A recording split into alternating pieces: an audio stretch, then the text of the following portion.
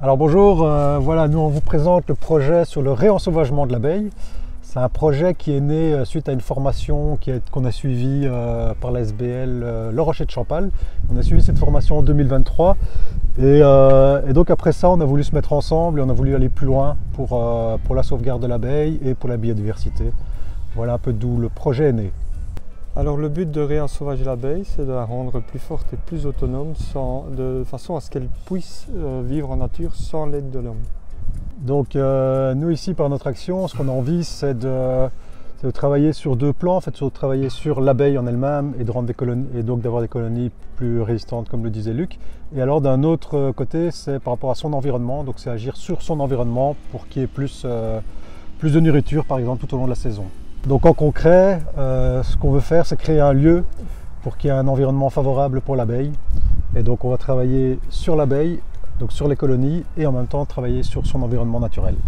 Donc travailler sur son environnement naturel, c'est créer une forêt nourricière, qui est une forêt avec plusieurs essences à haut rendement mellifère. Voilà, en collaboration avec Semisto, et on a pris des contacts avec l'Institut Mariette de la Haut à Jambes pour la plantation et la création de la forêt.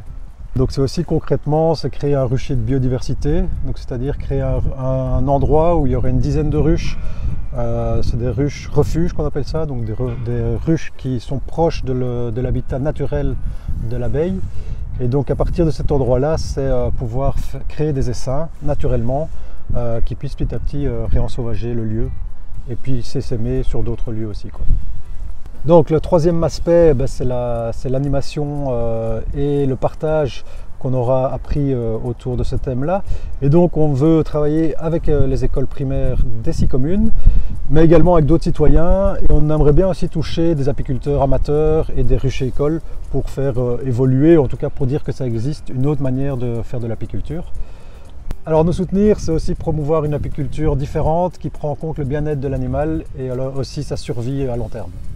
C'est créer du lien et du partage autour de ces sujets qui nous passionnent. Voilà, merci. Merci à vous. Votez pour le 11.